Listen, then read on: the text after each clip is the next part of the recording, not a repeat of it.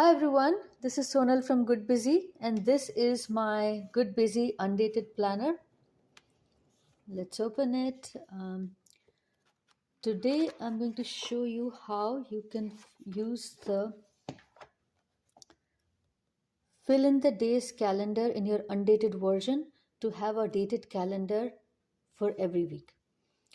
So the current month is February of 2023, and the first of the month is a Wednesday.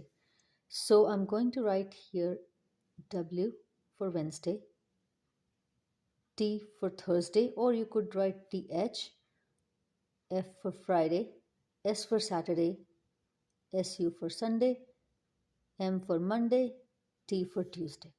And today happens to be the 23rd of Feb.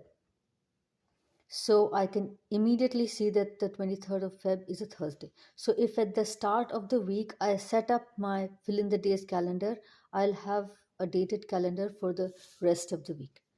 So give it a try and let me know in the comments how you like it. See you soon.